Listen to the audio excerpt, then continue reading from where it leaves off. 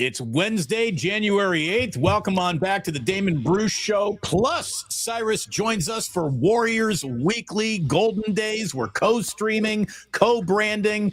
Hey now. In Ghostbusters, they told you never cross streams. Here we are. Here we are. Crossing streams. How are you, Cyrus? First of all, crossing the streams is how you get rid of the bad guys. So in the end, crossing the streams produces good results. So we're actually doing humanity a favor here, Damon. I know I'm being obviously grandiose. Do you want to get rid of Gozar the Gogarian, or do you not? I can't believe it's January 8th. That is insane. We're already over a week into the new year. Might as well just put us in the grave, dude. What is the point of all this, man? We're going to be like 100 before you know it if we last that long. This is insane. Great to see everyone. Good morning. The Warriors are playing like they all turned 100 last week, and they just look old and slow and with some beatable opponents. Definitely up on the stick. They lose to the Kings by 30. And Cyrus, they're taken out by a sputtering, struggling Miami Heat team that's got Jimmy Butler suspended, for goodness sakes. These are some of the worst losses of the year.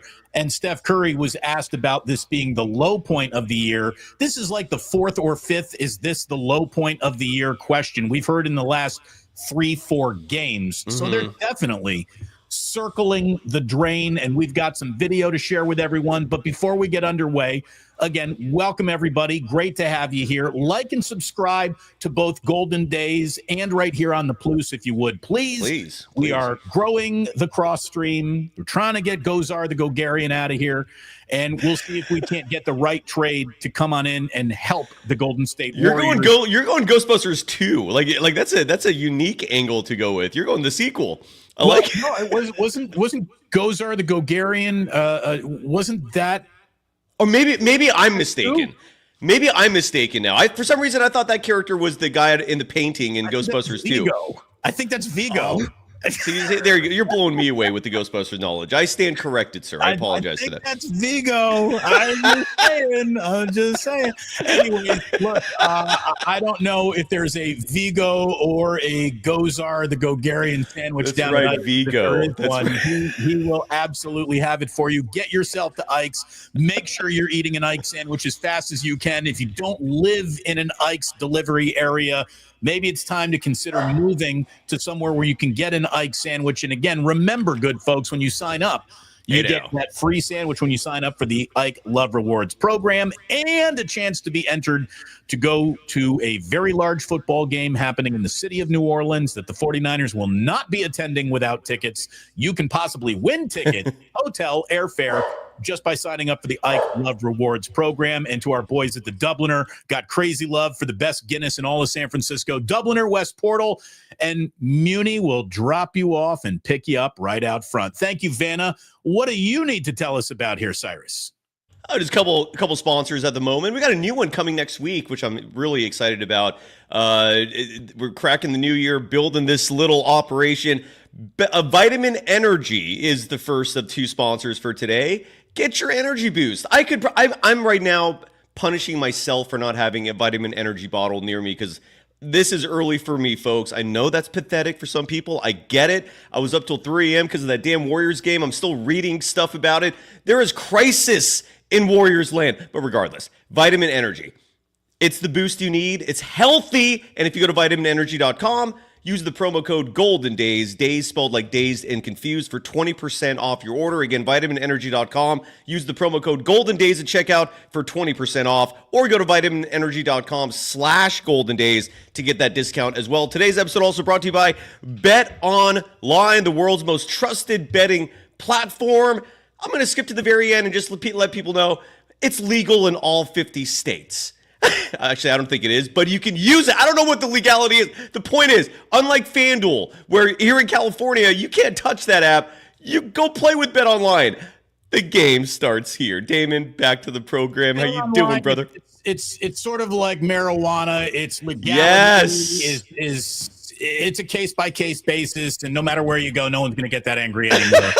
That's good. At least we got that. By the way, AJ, AJ Cruz 75 just give Gozar the Gozarian the proper respect. I apologize. Indeed. And Sporticus wants to know that Damon is the keymaster for Ghostbuster knowledge. Please don't cancel me for that. Please. No. I beg of you. I'm going to. By the way, we welcome, as always, a new member. Thank you very much for becoming a member of the initiated Nathan Hyatt. Thank you very, very much. We appreciate that. We always break for super chats.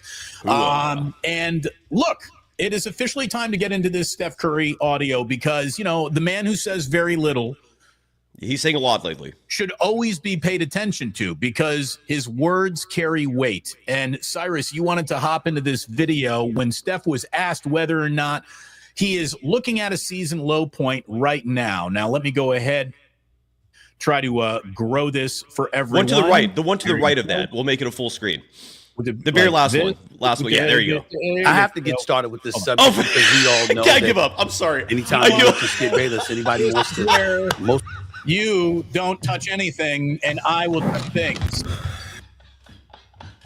It's professionalism that must keep bringing people back. It's the Ghostbuster knowledge and the professionalism. All right, here we go. Here we go. Steph Curry. Is this the low point of this cross stream? Oh, no, excuse me. Is this the low point of the Warriors season? Here is Steph Curry. And the cross stream. Seem to be as about outwardly frustrated as you've been in a game this season. I mean, in a sense, does it feel kind of like a low point, you might say, this season? Yeah, I mean, back-to-back no shows pretty much. And the hard part is like these are winnable games against teams that for whatever reason are around the same standings, but around the same place in the standings and come in and have games against us. Even Miami, they played a double overtime game last night and came in here and whooped us. So for all the reasons, yeah, it's just not a great feeling. You have nothing to show for it, nothing really to kind of latch onto. It's like, oh, we're doing this great. If we can only, it seems like both sides of the ball are struggling. They're probably connected. Just if you make shots, usually your confidence goes up, your belief in that you can win the game goes up. It helps you play defense. But once you lose that spirit, it's glaring how bad we can be at times. So you got to be able to kind of fight through that. And that's where we'll stop that, Cyrus. And boy, do I agree with what he's saying. It is glaring how incapable of fighting the good fight this team is. When things go wrong in terms of scoring your offense, like every other team in the league right now, the cord you pull, the lever you pull in case of emergency is start shooting a ton of threes, and if we hit them, we'll get back in this game. That's the way high school teams are playing right now. That's the way the league is operating. Unfortunately for the Warriors, that is not just their plan B, that's also their plan A. And if they are in a game where a lot of threes aren't falling, they're in trouble. They have no shot creation. They have no offense that is threatening inside the arc. They are the worst team around the rim I can remember in a really long time. This team smokes more layups than any pro team should. And, well, they're dead last in that category too, just to add to that. Literally, like it's not just my own eyes. It's not just my own eyes. I know it's not just your own. There's literally a stat, and I still can't believe that they're dead last. And there's a lot we need to break down. I want to start off though with some positivity, right? I mean, because there is something positive in all this. This is besides the fact that this is the low point right now in the Warriors season. Absolutely, there's no worse. I've never seen Stephen Curry exude the body language we're seeing in the middle of games, where he's just dejected, punching the chair. We've seen these little things at times, but never like all at once, cascading, flowing, pouring. And so we're seeing it from him. He's talking to the media now about it. There was a Tim Cowan, I think, article just a day or two ago on ESPN where he called out Joe Lacob for the failed 2 timeline plan and for the lack of help this team currently has. Stephen Curry is begging for help in the best way he knows how. Like, he's not going to throw tantrums. Like, he's not going to call anyone out. But right now, he is going to the media saying, we need help. I'm in a dire situation. With all that said, the positivity, Damon, if the season ended today, the Warriors are still in the play-in. So do not pretend the season's over. All right, that's the message I want to convey. The doom and gloom, which I know everyone's feeling, I'm a Warriors fan. I get it myself. They're still a 500 team right now. They've yet to dip below that. They're still a play-in team if the season ended today. And that's why the Warriors cannot be complacent right now. They need to take action. Every single day that passes, it's going to get worse and worse if you just stand pat and don't do a damn thing. But do something soon, please, because this is dire. You know, I had a buddy in college who was like, his famous tagline for when shit was starting to go wrong is he'd always say, like, well, don't just do something, stand there. And I feel like that's where the Warriors are approaching this year. Instead of doing something, they stood there. Now, standing there to evaluate the situation and what you actually got is the right thing to do. A quick overreaction, I always think, is the wrong thing to do. It's the old John Woodenism. Be quick, but don't hurry. You don't want to hurry into your own team's evaluation. You don't want to hurry into, trade opportunities. You want to be able to go at your own pace. But I mean, if the Warriors are still looking for internal solutions, how have they not concluded at this point in time that the roster that Steve really, really likes just isn't good enough? I mean, doesn't matter, how much you like these guys is no longer relevant. You're halfway through your season. We are at the halfway point, almost from a game standpoint, from a timeline standpoint. And if you don't know what you got in your own locker room this many games into the year, you got the wrong locker room. That's just that simple. You're absolutely right. You're absolutely right. To now even entertain the trade that I didn't like 2 weeks ago, the Jimmy Butler trade. Like, I don't like Jimmy Bucket's attitude getting out of Miami. I really, really don't. But I'm telling you right now, I would rather see Jimmy Butler right now than another game like I've watched the last 2 times this team has played basketball, and they're just lost. They're lost offensively, defensively. The dauber's down. There's no doubt. The dauber is down. You're no doubt about it. And this is where, for example, Bonte Hill, your former colleague at the game. Bonte, yes. He came on Golden Days the other night. It was a rather surprise appearance. It was brief. But he said something, and I totally disagreed with, which is that Andrew Wiggins is untouchable. Dude, Andrew Wiggins, yeah, exactly. Andrew Wiggins, and this is Steve Kerr's also belief, but I do think Steve Kerr's starting to give up on just the whole being the GM control thing. We'll talk about that in just a minute because right when times get worse, now he's not the GM, and I'll explain what I mean in a moment there. But to go back to the Wiggins part of this is when you need him more than ever. If there's ever a time for Wiggins to be that version of himself that Warriors fans love, that was the second best player in the 2022 postseason, it's now. This is when you need your second best player, and he responds with 9 points. He's been scoring in single digits now, I think, for 3 of the last 4 games. This is the idea that Andrew Wiggins, of all players, is untouchable is absurd. And I bring that up because you mentioned Jimmy Butler. There's also Zion Williams who's still out there. If you want to make a drastic big move, Wiggins has to go for that salary slot, right? You got to match salaries. And Wiggins is making, 24, I think, or 26 million this year. That has to be included. Also, Wiggins has 2 more years remaining on his deal after this season. So you're getting that off your books too, and you get a chance to maybe pursue a Miles Turner in free agency this offseason. All I'm trying to say is don't pretend that Andrew Wiggins is untouchable. If you want to turn this thing around, you have to at least explore the idea of trading him. But you got to do something, and we'll talk about that as well. But I just wanted to bring up the Wiggins part of this being as something that you have to explore. You can't just pretend he is some savior for this team. He's not doing a damn thing when they need him most. Draymond Green is no longer enjoying sacred cow status as far as I'm concerned. I mean, Steph Curry is your one, he's not going anywhere piece, and everybody else is up for negotiation.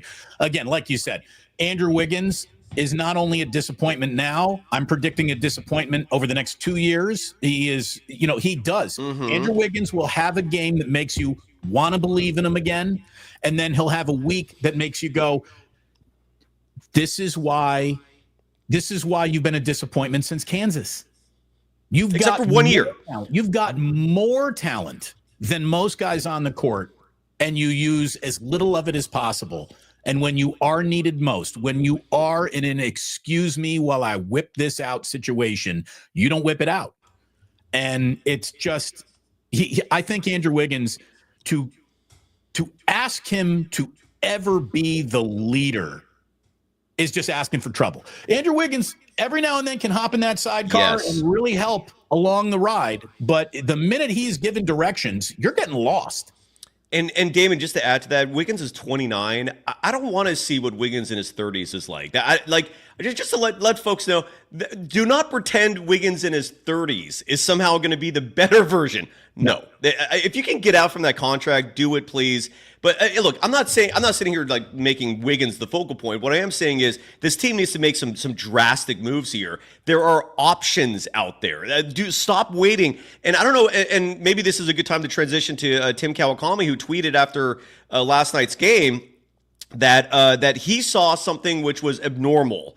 Yes, Joe Lacob and Mike Dunleavy Jr. do meet routinely following games. What they don't do is have their meetings in a public display in a tunnel where reporters, the media, can see it and report on it. That's what was going on last night.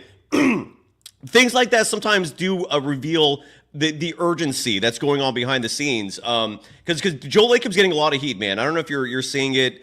Stephen Curry threw him under the bus a little bit with that ESPN article. Fans have had it, right? And I always tell the fans, at least the ones who are at Chase Center, just scream. He can hear you. The message is loud and clear. If you really want Joe Lacob to do something and you want him to hear a message, go to a game at Chase Center. Just yell it during the deadest moments, like the whole game last night. That arena was dead. You could hear a pin drop in that place.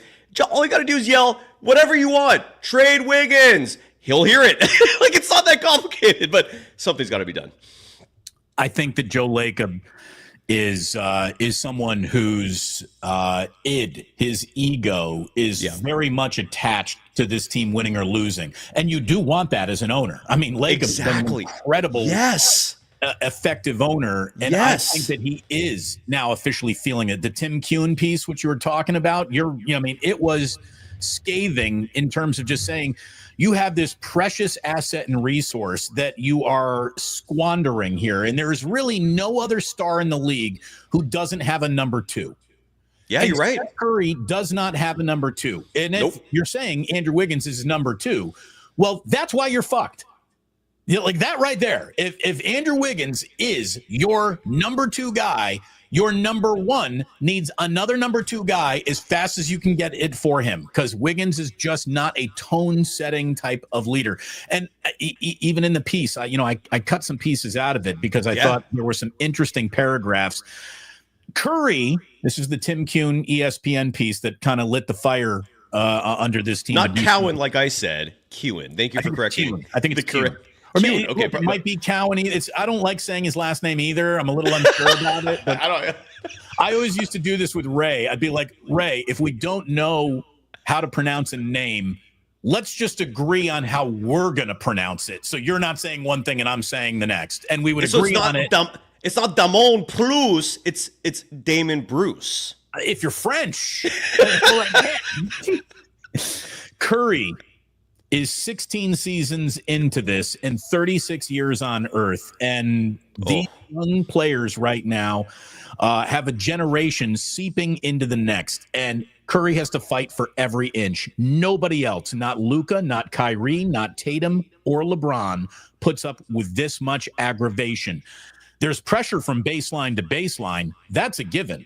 But his double teams routinely now start at half court, if not three-quarter court. You got a bunch of guys out there, young guys, trying to prove, I am going to lock up Steph Curry so freaking hard. And Curry even said, these young guys are looking at me like a dog looks at a bone. Like they are looking to eat my lunch. And if they do, their reputations take a big step forward in their own locker rooms. As they should. They should. I mean, but you got guys that was even highlighted in the piece. Like, you got guys not even watching the ball anymore. They're just focused on Steph's hips, and they're chasing Steph Curry's hips no matter where they go, because hips don't lie. No one can ever run in the direction their hips aren't facing. And you're quoting Dennis Rodman there, by the way, are you not? Because Dennis Rodman, that was one of his most brilliant lines ever in terms of revealing how to play effective NBA defense. And I took this to heart, man, because I heard this when we were young, is focus on the hips. Like, no matter what a player is doing with the ball, those hips are going to go where the player is going to go. Focus on that, and you're going to be fine. You're going to stay in front of your defender. So I don't know if that's where you got that from. But I was invoking Shakira. That too. Well, shit. But, I mean, no. Here's the thing. I want to think about Shakira. So continue, please. Yeah. Hips do not lie. They really don't. There's no wide receiver who's going to break off a route that his hips aren't giving you the tell for. And it's like that for every athlete in the world. So that's where guys are just focusing on Curry's hips and they're chasing him everywhere. There is no more, Curry got lost in the sauce and then he relocates for that open three. Not anymore. There are no relocating open threes really for Curry. He is fighting for inches over 90 plus feet of that basketball court every single night. And why wouldn't you? Why would you even bother guarding anyone on this team not named Steph Curry? And it's gotten to the point, Larry Krueger last night brought this up, which was interesting. It is interesting. I still am kind of like tripping out about this, that Stephen Curry, for the second game in a row, had 0 assists.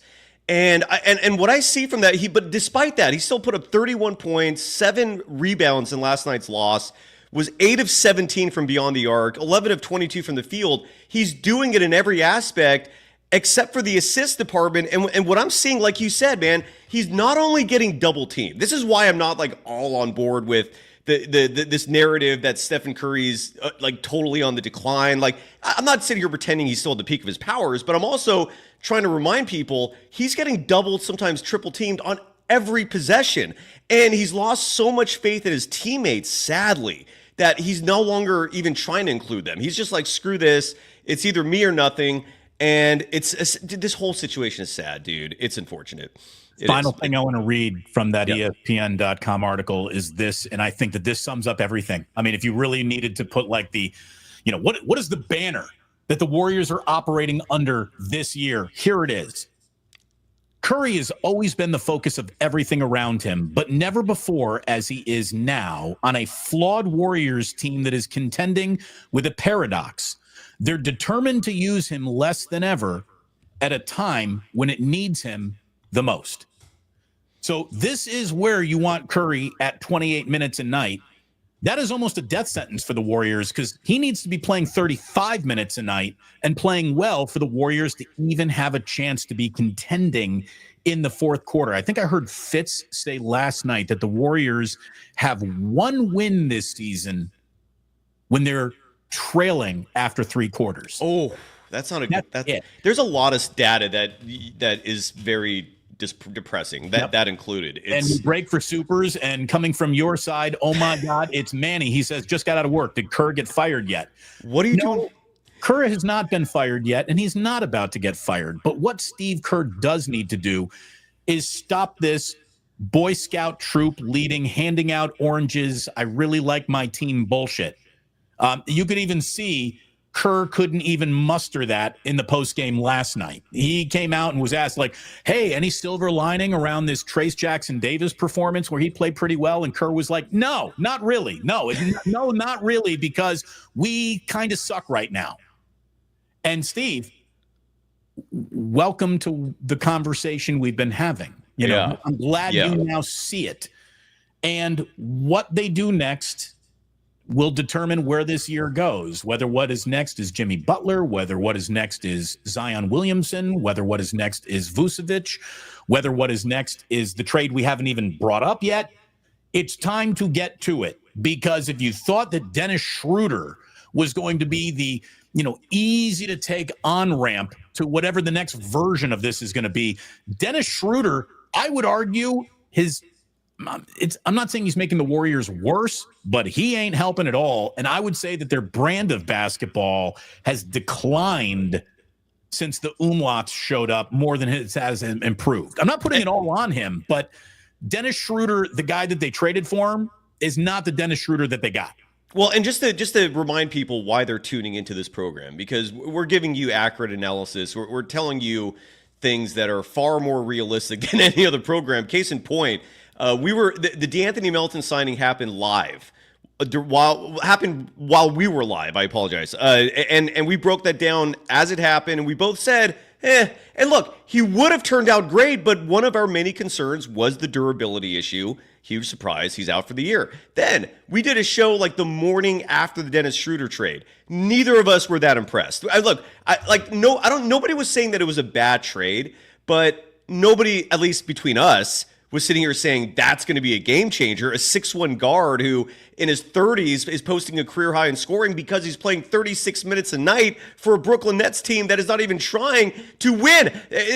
You're right. It was absurd. And I want to highlight Gamer F2P in the chat because he said something regarding Stephen Curry's assist, which is correct. And I do want to add to this, because it does sound like, from what I said before, that maybe I was slighting Steph a little bit with the 0 assists. It doesn't help that Dennis Schroeder was 1 of 7 from beyond the arc. It doesn't help that Buddy Hield was 2 of 9 from beyond the arc. Doesn't help that Lindy Waters III, who is here almost exclusively for his three-point shooting, going 0 of 4 from beyond the arc. So maybe Steph does have a ton of assists if these guys are making their goddamn shots. And I just want to give him his due, because he's right. Maybe Curry, the assist number is not just him trying to make things happen on his own because he has no help, but maybe he's still trying to involve people and they just can't make a goddamn shot, and that's an issue. Well, and let's get to the other part of this press conference from Steph last night, where he basically addressed how, it's pretty tough when shots aren't falling from,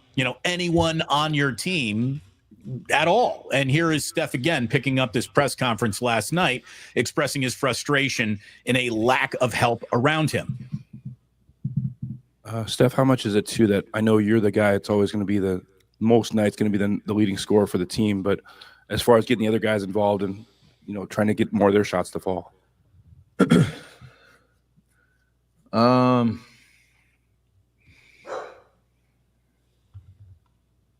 I don't know. Everybody, you talk positive to everybody. You have nobody's a charity case out here. Everybody's here for a reason and capable of playing at a high level. So I try to lean into that energy. Miami plays zone most of the game. Outside of me, we got up 33 threes. Most of them are decent looks. We just have to make them. That's part of basketball, part of scoring, part of allowing yourself to be in games, even if, you're not having your best night.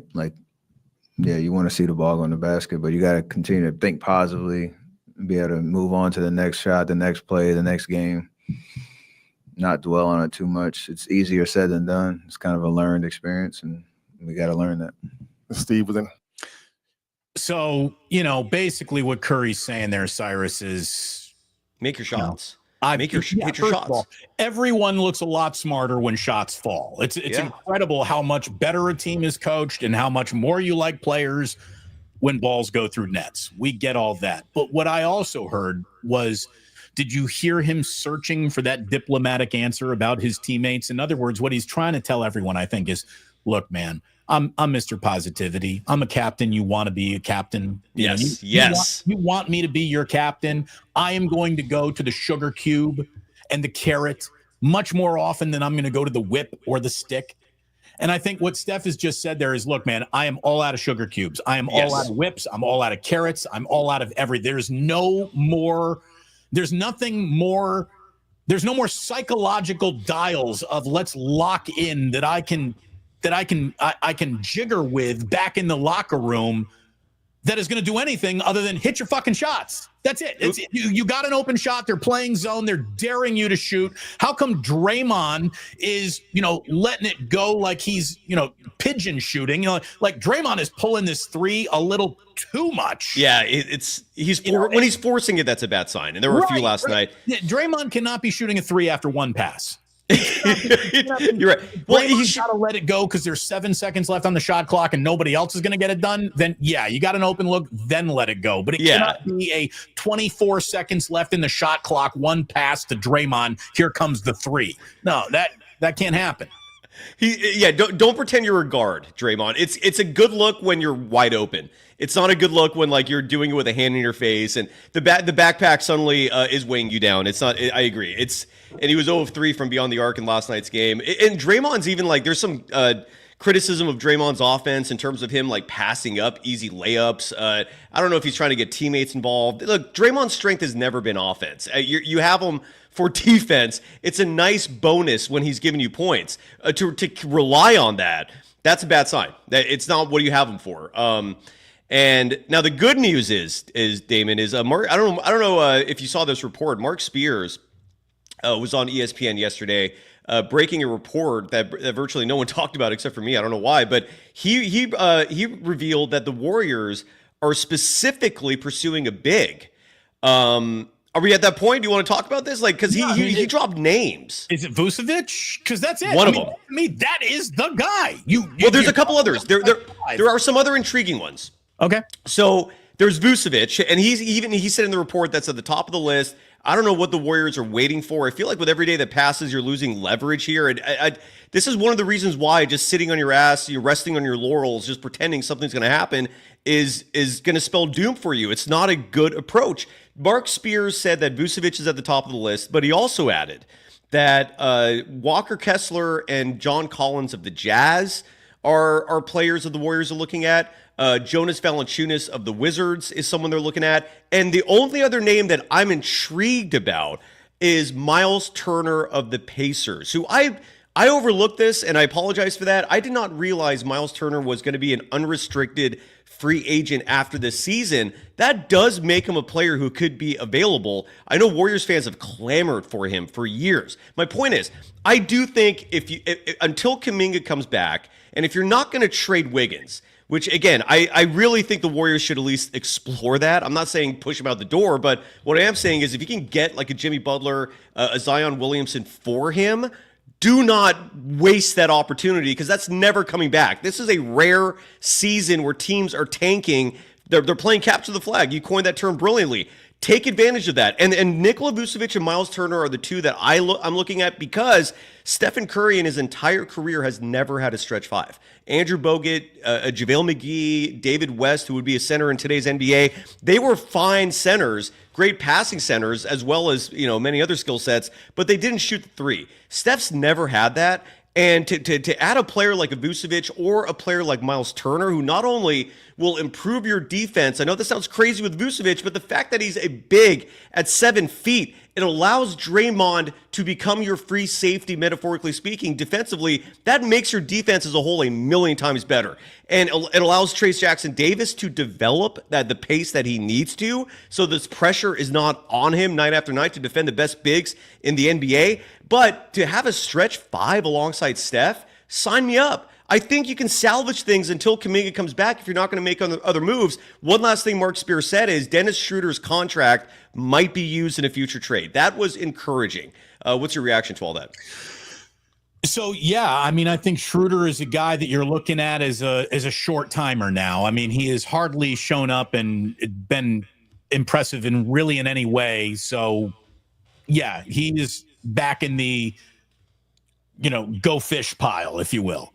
Put him back in the boneyard. I'll say this. I know enough people still in Indianapolis that Miles Turner is like a headache that they kind of want to get rid of. Yeah. And I don't know if that is the right prescription to what how about this? If you're telling me I got to take a risk, I would rather take a risk on Zion and all the baggage than Miles Turner, who is normally healthy, but how much dog he has in the fight is something that is discussed way too often in Indiana. Yep. Whether that guy really wants to play is something in Indiana that people are really good detecting. This guy wants to play basketball tonight is something that grandmothers can identify easily in Indiana, and they don't see it in him enough. So careful in any Miles Turner rumor. And I'll tell you, Zion came back. David, real fast, before you talk about Zion real fast, I just want to address Jim Tanner in the chat who's asking, why is Miles Turner a headache? One thing, like just an example, Miles Turner, I think 2 years ago, maybe a year ago, publicly complained about the fact that he wasn't getting the ball enough. That's a prime example of the headache. You don't want a player on any team sport complaining about not getting the ball enough. I don't care how big of a star you are. Do not make those gripes public, and don't have that gripe in general. But so that's an example, and I don't know if anything you want to add to that, but other's continue with Zion. Yeah, I just wanted to. Draymond don't score yet are starters. Yeah, there are a lot of guys whose they're incomplete. Yeah. On their resume is an ability to score, and that's something that the Warriors really never had a problem with, but now they got a problem with it. So this I don't really score the ball isn't really an option that they need to explore in anybody. They need points. Zion Williamson returned for the first time to play a game last night. Correct. And he unleashed a fast break 360. Holy shit, this guy can still leap dunk that makes you go, okay. But I was happy that he didn't hurt himself when he landed. That's the risk you got to be willing to take. But I think the Warriors have painted themselves into a corner of you're going to have to take the highest risk to reward ratio that you can find. I think that's where they are. And that brings me to Zion, I think, before it brings me to even Jimmy Butler. Okay. If you had to choose Jimmy Butler or Zion, you can only have one, and you could only have one. Which would you want? Zion. I think me too. I'm not even flinching at that answer. I mean, you're talking about a player who is 24, 25, who still can be much better than he is, who maybe just needs culture. I mean, when I say Zion, it reminds me a lot of it does. It reminds me a lot of Wiggins, another former number one pick who was on a team going nowhere, whose career was drifting. And he came to the Warriors, and look, it was one season, but I think that's what the focus here, right, is to get Steph that fifth championship. Just to win a fifth championship would be insane. I'm all in on Zion, dude. Not to mention Steve Kerr clearly has issues with players that have height, so Zion can be your small ball five and satisfy that itch, whatever you want to call that. I'm being a little facetious saying that, but the point is that I'm all in on Zion. He can be your small ball five. Right. Let's do it. What do you think? Steve Kerr have an issue with guys with? I mean, here's the thing: just get him the right guy with height, and I bet you he likes that guy. Probably, yeah. But I'm joking a little bit here, but he does have a weird infatuation with these smaller players. It's I don't get it. Vucevic to me is the trade I make today. Yes, that is the safest and most effective trade. The upside to that trade doesn't come with the glorious upside that comes with Zion, but I do think that, so suppose if the answer is there's nobody here to help Steph, the minute you trade for Zion Williamson, you might be saying that 3 weeks later. There's nobody here to help Steph, and you are now devoid of trade assets because you sent them all to New Orleans for Zion Williamson. And now Zion is out, 3 weeks with a ankle, whatever his next injury is going to be. It's coming in the next 10 games. It's scary. The talent is also scary. His abilities are also scary. But fuck, man, getting into the Zion Williamson business when there's just so many cautionary tales to not do that. Well, here's the thing with this. Here's why I wouldn't mind pursuing Zion. The trade assets you'd have to give up. And again, this is why I call it low risk. The only asset of real value you're losing that you can't bring back after this season is Andrew Wiggins. That's it. Gary Payton II's expiring deal, you can sign him again next year. He's not even playing. He's been out for almost a month, for a few weeks now. Kevon Looney is out of the rotation. Gary Payton was ever born and play Moses Moody. Yeah, well, and that too. Jesus, yeah, that's a whole other topic that we can talk about. Yeah, and then this team's looking for somebody who can shoot the ball from downtown, and this guy's shooting better than 40% over his last 2 games, and he still can't get on the court. Well, and the fact that he got called out, but the other night by Steve Kerr. And Kerr was fumbling his answer and saying that the reason was Moody plays a position where there's a log jam. Why is there a log jam anywhere? Like, what is this? This product does not solicit a logjam. Like Buddy Hield does not deserving of minutes right now. Lindy Waters not deserving of minutes right now. You're right. Why is Moses Moody not getting 30 minutes? Let him play through whatever struggles keep you from keeping him out there. It's a joke, man. You're absolutely right. But the Zion. Go ahead, sorry. Go with the better play. I mean, like, let me ask you, like right now, today, you could be doing a co-stream with me or Rachel Nichols. And you know, I'm going to pick you. Well, that's really nice of you. But for you to tell Rachel that, Rachel, we can't work together because I got a log jam of co-streaming and it's just Damon Bruce is ridiculous. Of course you go with Rachel Nichols. She's the and then better, we more reschedule. And then we just popular reschedule. You would reschedule. Thank you very much. I appreciate that. But look, I mean, I've always said the minute you can fire me for Bob Costas, go get fucking Costas. Yeah, sure, you're absolutely right. That was Jerry West's philosophy from the get-go. The man that a lot of people look at as being the architect of this current Warriors dynasty, and I push back a lot to that. Jerry West did not hurt things. He was a brilliant mind, but he wasn't the only person constructing this organization. Now, with that said, Jerry West's philosophy always was, and it was very simple. And Rick Barry's always telling me this and telling the audience this: keep it simple, stupid. KISS. And all you got, just sign the most talented players. Figure the rest of it out later. Just focus on the talent, get the best player. And here's the other thing with Zion, too, is if Jimmy Butler, let's say you sign Jimmy Butler, there is a possibility he's going to show up here and be a dud. The 9-point effort we saw in his last game, where I think his net rating was like a -27. Like, what if that is what you're bringing along? And his career's over. He's 35 years old. You have nothing to look forward to, right? I mean, his contract. Well, I think Jimmy's absolutely, you know, he's wanted out of Miami. He wants out, and he tried to play a brand of basketball that gets him out of Miami. Fair. That's fair. All I'm trying to say is that Jimmy Butler, as a trade right now, might not be as worth it to Miami as his expiring contract. So they might just let him die on the vine. That you're right. That is a possibility. Do not have a who's more stubborn contest with Pat Riley, because you're right. Gonna lose. You're going to lose that every time, Jimmy Butler. If you're going to have a stare down contest with Pat Riley, that guy grew up staring into the sun. You're not going to outstare Pat Riley. So, and then Jimmy Butler will have the Andre Iguodala / PJ Tucker vacation of making tens of millions of dollars doing absolutely nothing. The PJ Tucker thing, I'm still blown away by that. You signed a 3-year, $30-something million contract. You play 1 year of it, and you just get to kick back and relax. Bravo, sir. But my point, I want to come back in my next life is John Wall. Or John Wall, any of these. Well, Allen Houston had the most egregious one, right? Wasn't he making like $40 million year after year on a guaranteed deal and was just sitting somewhere? But he's at freaking Sardi's in New York having another shrimp cocktail, going, man, this NBA life is pretty good. Monty Williams is on vacation, right? There's a lot of these guys out there just collecting huge checks. I would take a fraction of one of those and be comfortable the rest of my life, and these guys just keep having to come in. My point is with Jimmy Butler is whereas you don't know what's going to happen there if, let's say, you trade for him. Most likely you'll get an awesome player. But with Zion, the beauty of Zion is he's 24, 25 years old, whatever it is. He's in that range. I know that. He's got a contract set up where there are so many stipulations that he's already broken that you can take him on a year-by-year basis. Literally, that's how his contract is structured, where let's say you decide you want to try him out again next year. You can do that and then end the contract whatever you want. It's a non-guaranteed deal, but he's young, so you can.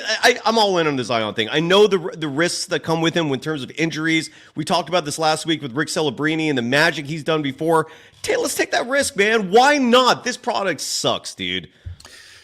It's time for them to admit that no matter how many times you shuffle the deck and reshuffle the deck, you're dealing yourself a lousy hand. Mm-hmm.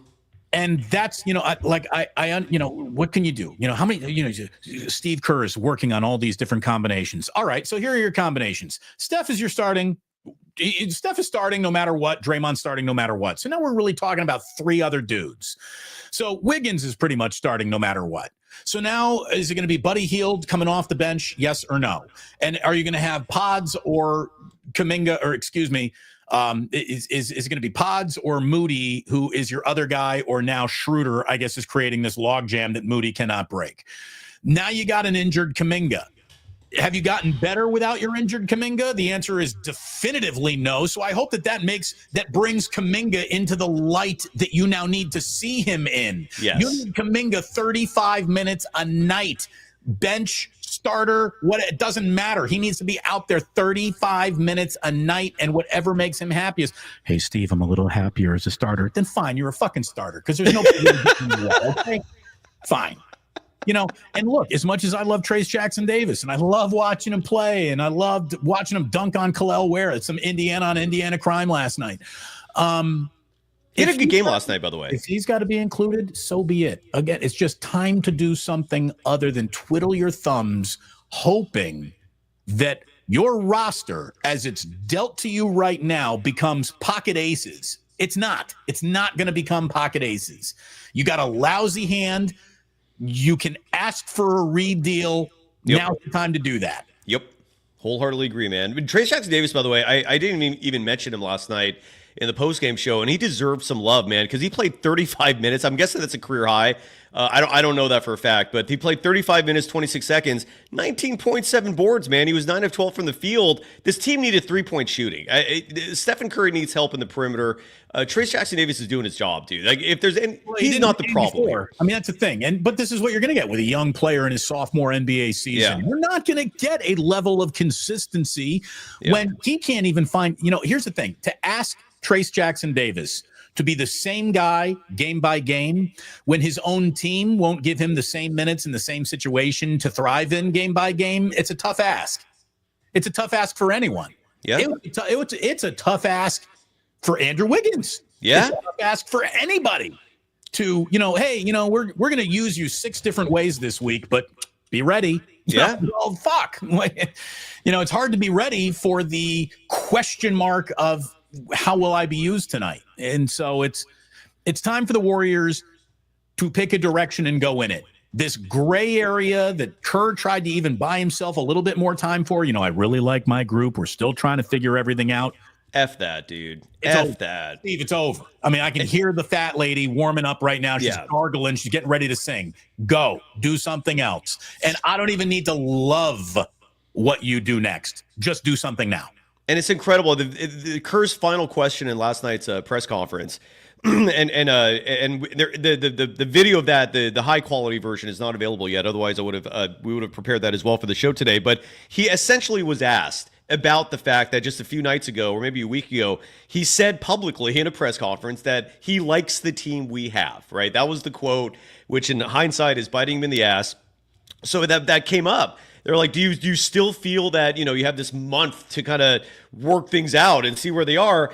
And he deflected and passed the buck to the front office, man. You have been the front office. They're making this team for you, Steve. And now that it's not working, now you pass the buck to the front office?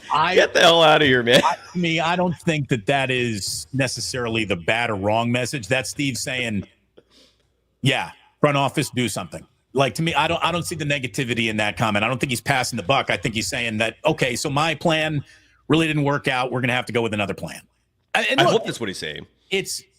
I think it's good. I think it's noble. I think it's well-intended to figure out everything you possibly can about your team and what combination can work. But we've seen enough combinations for me to know that you don't know the combination of this lock. Like, we're going to need to bring in the bolt cutters to get into this fucking high school locker. You don't know the combination.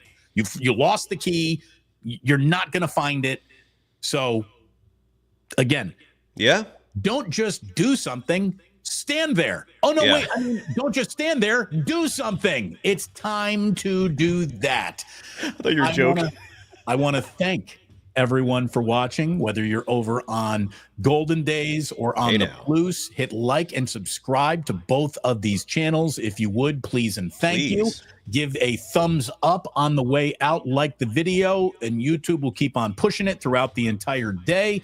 But we thank everyone for watching. We really, and I want to real quick, Damon, before we go, I want to let at least the Golden Days podcast audience, because your podcast audience is getting this every day, they're subscribing, just how awesome it is for at least once a week. And this is where I recommend for the podcast listeners also subscribe to Damon's channel, because, dude, you've got one of the most incredibly high quality broadcast voices on the planet.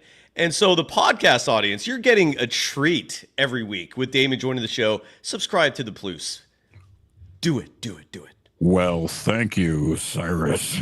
Yeah, dude, absolutely. Man. No, I really appreciate it, man. Thank you very, very much. I have a ton of fun talking Warriors basketball with Right you. back with you. And, I really thought that this show would be an awful lot of me fighting you fighting thought that? me on how we look and see this team. But I think we're both onto something when we say that we've seen enough.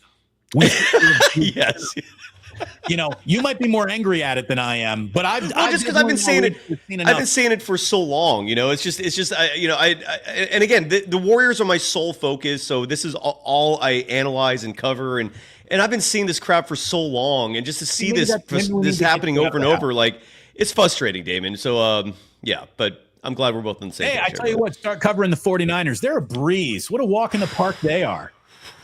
Are you ready for Justin Verlander and Kate Upton to become? I brought up Kate Upton last night. Yeah, that's a positive. I don't know nothing about Verlander himself. Like I don't know if he's still any good. At what is he, like 40 something? Yeah, he's still really good. I think he's still really good. Watch him have a really good year in a really big ballpark. I think he's going to be a great sort of Jedi master for Logan Webb and Hayden Burnsong and all these young Kyle Harrison to learn from. I mean, who has a greater wealth of pitching knowledge in any clubhouse today than Justin Verlander? So that's a guy that I think still has a little left to offer as a player and has a lot left to offer a young pitching staff. I like the signing. Yeah. I'm still bitter. Damon, I'm a Bay Area kid who grew up an A's fan. So, and I know this resonates with you because you were like at the forefront of the corrupt ownership of the Oakland A's, and now they're in Sacramento. I don't even know where they're. So I'm just bitter, man, about the A's. Sacramento. They can't even make it to Sacramento. Would be too much today. They're in West Sacramento. Oh my God, dude! Like, what the hell, man? And is it true that like Vegas that might not even happen, and they might just be stuck in purgatory in West Sacramento? Like this, what a mess! What a disaster! What has John Fisher ever promised you that you got? Ever. I mean, he's a crook. He's a shyster. I do like the Rooker signing, though. That's the best extension they've given in a really long time. So I'll give him that much, and that's all I'm giving him. Cyrus, always a pleasure, my man. Thank you so much for joining us. As always, it's a pleasure to join you. Again, streams have been crossed. Gozar defeated, and we can go our separate ways now, letting everyone know that sports don't build character. They reveal it, and like that, they're gone.